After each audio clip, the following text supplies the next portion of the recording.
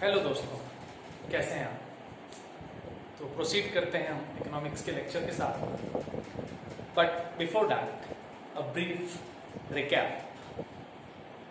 हमने factors affecting demand पढ़ ली and then उसके बाद हमने लॉ ऑफ डिमांड का सिर्फ इंट्रोडक्टरी फेज देखा था, जिसमें 4 एस्पेक्ट हमने देखे थे: स्टेटमेंट, शेड्यूल, कर्व और फंक्शन। लेट्स रिकॉल, हमने इसमें क्या पढ़ा बेटा? चाहे स्टेटमेंट हो, शेड्यूल हो, कर्व हो या फंक्शन हो, चारों एक ही बात कहते हैं कि price and demand go in opposite direction. Price बढ़ेगा तो डिमांड गिरेगा, प्राइस गिरेगा तो डिमांड बढ़ेगा। Other things remaining constant, there is a inverse relationship between price and demand. Demand schedule ने इसको टेबुलर रूप में कहा, डिमांड कर्व ने इसको ग्राफिकल रूप में कहा और डिमांड फंक्शन ने इसको इक्वेशन रूप में कहा। दो डिमांड फंक्शन का एक वेरिएंट और होता है, वो देखते हैं एंड फिर हम लेंगे आज अजम्पशन, कॉजेस और exceptions of law of demand.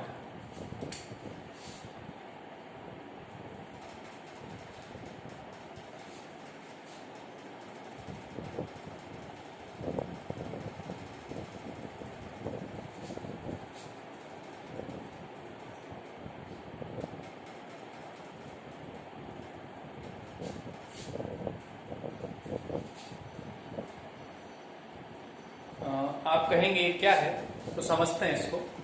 क्यूडीसी, इसका फुल फॉर्म है quantity demanded of a commodity equal to F is a function of, यानी वापस बोलूं तो quantity demanded of a commodity is a function of, यानी quantity demanded of commodity depends upon price of the commodity, price of related commodity, substitute और complements, price expected in future, Y for income of consumer, YD income distribution, N for number of people living in a country, that is population, NC मतलब population composition, T for taste, fashion etc. and W for weather। तो recall करें, ये हमारे factors affecting demand ही थे, but हमने इसको एक function के रूप में लिखा है। फंक्शन मतलब मैथमेटिकल रिलेशन बिटवीन टू और मोर वेरिएबल्स। तो quantity demanded of a commodity depends upon all these factors. हाँ, लॉ ऑफ डिमांड में हम अदर फैक्टर्स को कांस्टेंट मानते हैं, तो उस केस में we can also write it like this: quantity demanded is a function of price, क्योंकि बाकी सारे फैक्टर्स हम अज्यूम कर लेते हैं टू बी कांस्टेंट। और इसी को हमने ऐसे भी पढ़ लिया था, ये इक्वेशन फॉर्मेट हो गया, ये फंक्शन फॉर्मेट। रिकॉल करें, आपने ऐसे पढ़ा होगा कभी मैथ्स में, एक होता है y equal to f x, y is the function of x, the value of y depends upon the value of x। इसी तरह ये भी होता है बेटा, again the value of y depends upon value of x। कैसे? x1 रख दें तो y 28, x2 रख दें हम तो y 26, x5 रख दें तो y 20, यानी the value of y depends upon the value of x। तो यहां पे भी तो हमने यही देखा था बेटा प्रीवियस क्लास में कि the value of demand depends upon the value of price. तो आगे बढ़ते हैं, आज हम लेंगे assumptions of law of demand. ये अजम्पशन का जिक्र डेफिनेशन की बिगिनिंग में था, अदर थिंग्स रिमेनिंग कांस्टेंट। तो बेटा ये तो प्राइस है जो फर्स्ट फैक्टर है, ये बाकी सारे जो हैं, जो मैंने राउंड ऑफ किए, ये अदर फैक्टर्स कहलाते हैं। प्राइस को छोड़ के बाकी सारे फैक्टर्स को हम अदर फैक्टर्स कहते हैं। तो अजम्पशन होता है अदर थिंग्स रिमेनिंग कांस्टेंट। अगर मैं इसको ब्रेकअप करके बोलूं कि व्हाट रिमेन्स कांस्टेंट, तो हम कहेंगे price of related commodity remains constant, price expected in future remains constant, income of a consumer remains constant, income distribution remains constant, population remains constant, population composition remains constant, taste, weather, fashion etc. remains constant, and all other factors, चाहे हमने पढ़े हो या नहीं पढ़े हो, other than price, they remain constant. Okay, and this is an assumption beta. Economics is based on certain assumptions. हम ऐसा मानते हैं, क्योंकि अगर ऐसा नहीं मानेंगे तो laws won't apply. This is assumed in real life, which is dynamic world जिसमें हम जी रहे हैं. Nothing remains constant. क्या पॉसिबल है रियल वर्ल्ड में पॉपुलेशन कांस्टेंट हो? हम भारतीय बच्चे पैदा नहीं करें, या प्राइस ऑफ सब्स्टिट्यूट चेंज नहीं हो, वेदर चेंज नहीं हो, फैशन चेंज नहीं हो, सब चेंज होता है. लेकिन ये law of demand studied in a classroom perspective, ये सब्जेक्टिव एंगल से. तो यहां पे हम अजम्पशन लेते हैं.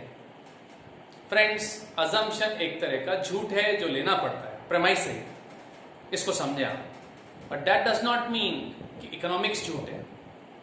अगर अदर फैक्टर्स कांस्टेंट है तो we can surely say there is a inverse relationship between price and demand. And अगर अदर फैक्टर्स चेंज हो जाएंगे तो स्टडी हमारी कॉम्प्लेक्स हो जाएगी. तो स्टडी को सिंपल रखने के लिए भी हम अदर फैक्टर्स को कांस्टेंट मानते हैं. तो एक बार वापस समझें, what are the assumptions of law of demand. Price को छोड़ के बाकी सारे फैक्टर्स रिमेन्स कांस्टेंट. ओके, तो I'll say and you will say what the next line, that is you will say remains constant. The price of related goods remains constant. Price expected in future remains constant. Income of the consumer remains constant.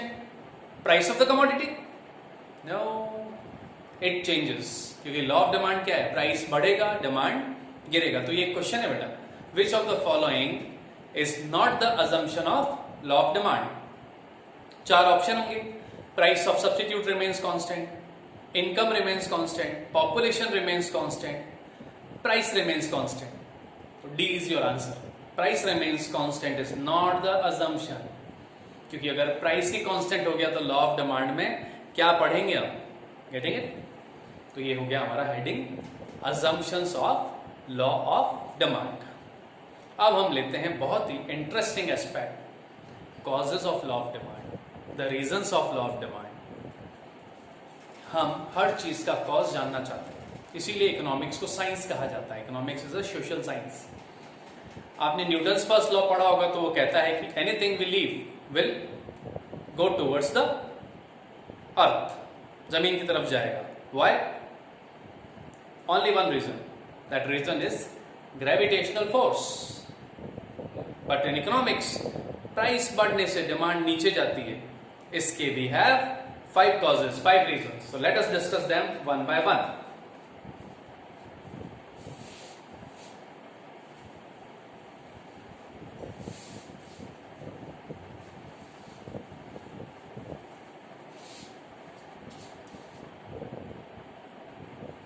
The causes here, reasons of law of demand.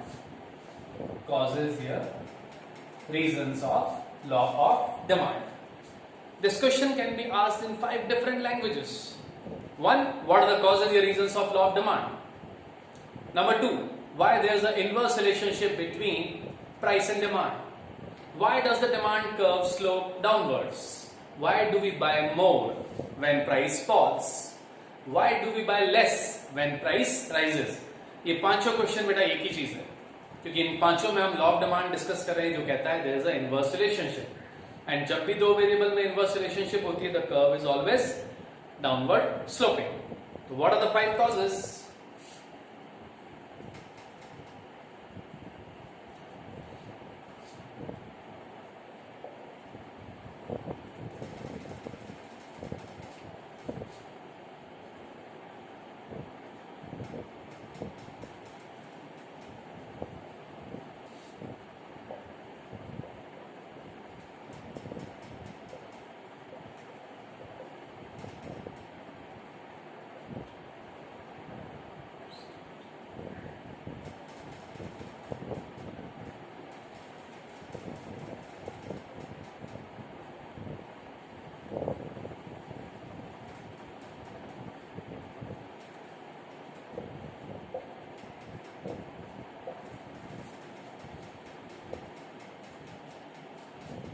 These are the 5 causes. Let us discuss them one by one. सबसे पहला है हमारा number of consumers, या size of consumer group. बहुत easy है समझने में बेटा। अगर किसी चीज का प्राइस बहुत ज्यादा होगा तो कौन ले पाएगा? ओनली द रिच, जो पूरी सोसाइटी का 10% 15% होता है। तो when the price is very high only the rich can buy, so demand is low. अब अज्यूम करें उस चीज का प्राइस थोड़ा सा गिर गया। Now rich and the middle class can buy, तो the demand will rise. And assume price और गिर गया, तो rich, middle, poor all will be able to buy. तो प्राइस गिरेगा तो कंज्यूमर ग्रुप बढ़ जाएगा बेटा, more people will be able to afford it. Suppose करें कि mangoes are worth 500 rupees per kg, तो इट इज कॉस्टली, तो ओनली द रिच और some higher middle class would buy. Now imagine mangoes are priced 150 rupees per kg. At this price, the middle class will also buy along with the rich and higher middle class. And assume mangoes are just 30 rupees per kg. Now the lower middle class and even some poor can afford to buy. तो price गिरने पर वो चीज ज्यादा लोग खरीद पाएंगे। Way back computer और लैपटॉप 2 लाख रुपए का आता था बेटा, और वे बैक 2 लाख की बहुत ज्यादा वैल्यू होती थी। तो only very few people could afford a computer और अ लैपटॉप। बट आज की डेट में एक कंप्यूटर और लैपटॉप 20,000 में भी आ जाता है, and 20,000 is a small amount. So even middle class और lower middle class can also buy a laptop और a computer. Next, number of uses. Now there are goods which have multiple uses, जैसे milk है, और भी कई goods हैं। Would है, would के भी बहुत सारे यूजेस हैं। आप उससे आग लगा सकते हैं, आप तरह तरह के फर्नीचर बना सकते हैं, और भी कुछ यूजेस होंगे। तो there are goods which have many uses.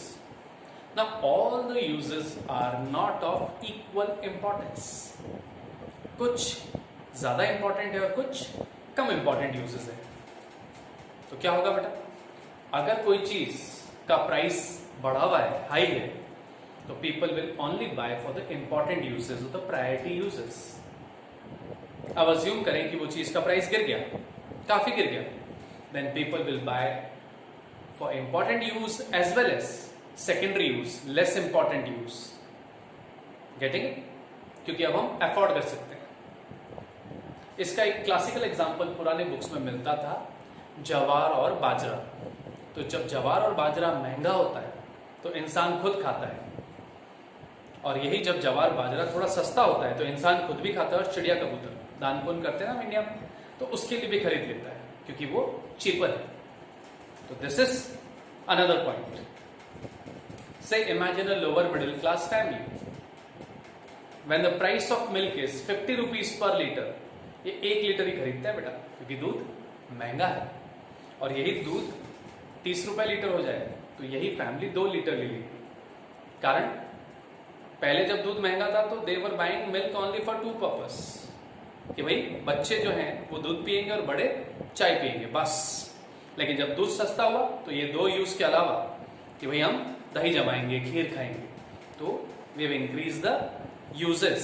Secondary use के लिए भी उसको लेना आदमी सोच सकता है जब प्राइस गिरा हुआ है, तो प्राइस गिरने पर हम यूजेस बढ़ा देते हैं। Now we take the third point, substitution effect. इसको समझने के लिए हमें 2 गुड्स लेने पड़ेंगे बेटा जो एक दूसरे के सब्स्टिट्यूट हो। समझना बड़ा आसान है। हम जब भी कोई चीज खरीदते हैं तो उसको सब्स्टिट्यूट से कंपेयर करते हैं, एंड अगर सब्स्टिट्यूट सस्ता है तो हम उसको ले लेते हैं, और अगर हम जो चीज ले रहे हैं वो सस्ती और सब्स्टिट्यूट महंगा है तो सब्स्टिट्यूट को छोड़ के इस चीज को ले लेते हैं। तो इस कारण भी लॉ ऑफ डिमांड अप्लाई होता है। Let us understand. Substitution effect को समझते हैं हम। प्राइस ऑफ एक्स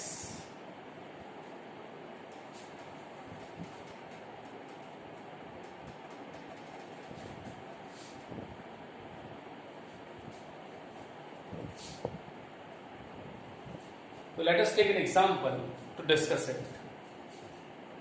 पेप्सी और Coke are two cold drinks which are substitutes of each other. हम जो कमोडिटी डिस्कस कर रहे हैं वो एक्स है बेटा, और वाई उसका सब्स्टिट्यूट है. और एक पॉइंट ध्यान देना बेटा, यहां भी लॉ ऑफ डिमांड की वो लाइन याद रखना, अदर थिंग्स रिमेनिंग कांस्टेंट, तो the price of substitute remains constant. मैंने प्राइस लिखा है बेटा, ये पेप्सी का प्राइस 20 से 30 हो गया, लेकिन कोक का प्राइस हमने चेंज नहीं किया है, क्योंकि लॉ ऑफ डिमांड तभी अप्लाई होता है जब अदर थिंग्स रिमेनिंग कांस्टेंट. तो अब एनालाइज करें कि पेप्सी का प्राइस 20 से 30 हो गया, तो हम इसको क्या कह सकते हैं बेटा कि पेप्सी महंगी होगी, या अदर वर्ड्स में relatively when the price of Pepsi rises it's substitute Coca Cola becomes relatively cheaper. तो आप ग्राहक होते तो क्या करते?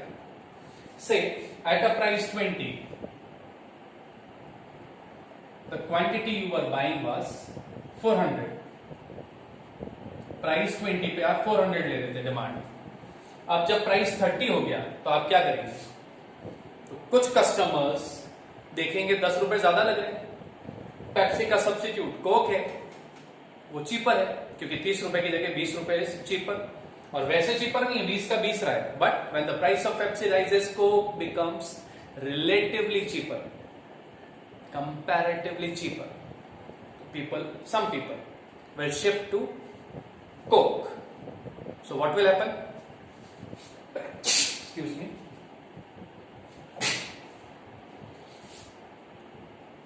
The demand becomes 300 because 100 customers Coke लेने चले गए.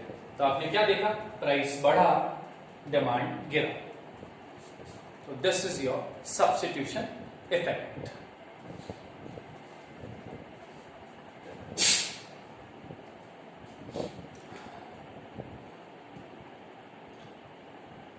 समझ में आया आपको? I again repeat one thing, price of substitute change नहीं करना है बेटा, कोका कोला का प्राइस सेम रहेगा. ओके, इसको एक दूसरे वे में वापस समझाता हूं.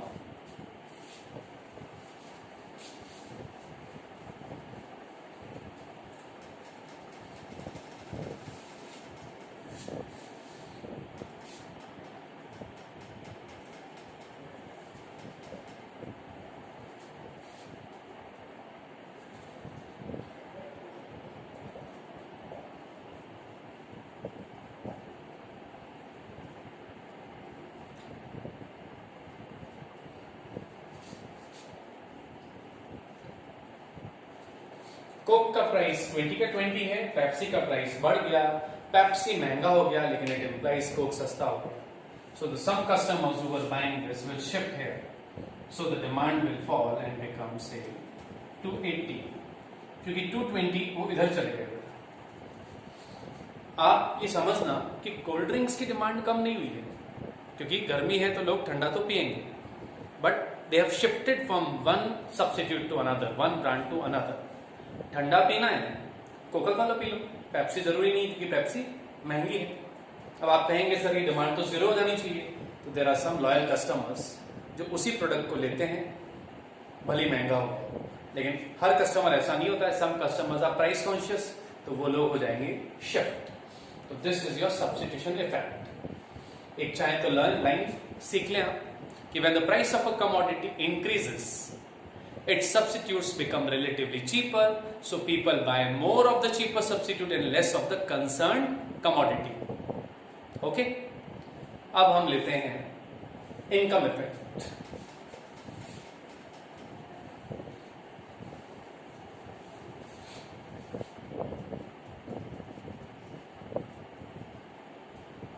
Income effect is related to purchasing power, which is also called real income. Purchasing power और real income. इधर देखिए बेटा, इनकम ऑफ अ कंज्यूमर भी 100, उस समय price of a commodity is 25. तो अगर इसको एक्स ही लेना है तो कितना ले सकता है? तो 100/25. This person can buy 4 units of this. So the quantity demanded of X, which is also called real income, which is also called purchasing power, is 4 units of X. Okay, वापस आपके पास 100 रुपए है, प्राइस 25 है per unit, तो आप कितने ले सकते हैं? 4 units of x. Demand of x is 4. Now your income is 100. Income effect में अगेन बेटा income remains constant. Substitution effect में प्राइस ऑफ सब्स्टिट्यूट चेंज नहीं होता है, इनकम इफेक्ट में इनकम चेंज नहीं होती. But some students have a wrong notion, तो बी वेरी केयरफुल. अब प्राइस 20 हो गया बेटा, क्योंकि लॉ ऑफ डिमांड में प्राइस तो चेंज होगा ना, अदर फैक्टर्स कांस्टेंट होते हैं, प्राइस चेंज होता है. तो 100/20 आप कितना ले सकते हैं? You can buy 5 units of X. तो आपने क्या देखा? प्राइस गिरा और इस कारण डिमांड बढ़ा. ठीक. आप अज्यूम कर लें कि भाई एक डेयरी मिल्क 25 रुपए की आती है और आपकी मम्मी ने 100 रुपए दिए, तो आप 4 डेयरी मिल्क लाएंगे. एक महीने बाद मम्मी ने फिर 100 रुपए दिया और बोला बेटा डेयरी मिल्क लेके आओ. अब डेयरी मिल्क पे 5 रुपये ऑफ है, अब वो 20 रुपए की है, तो आप कितने लाएंगे? 5. तो ये है आपका इनकम इफेक्ट. परचेसिंग पावर बढ़ जाती है जब प्राइस गिर जाता है, and vice versa. Finally there is one more cause, operation of law of DMU, that is operation of law of diminishing marginal utility. इसको फिलहाल आप लर्न कर लें, इसको समझेंगे जब मैं आपको कंज्यूमर बिहेवियर में यूटिलिटी वर्ड क्या होता है, मार्जिनल यूटिलिटी क्या होता है, the law of DMU, law of diminishing marginal utility क्या होता है समझाऊंगा. अभी आप समझ नहीं पाएंगे. तो that's all for today. Thank you. Have a good day.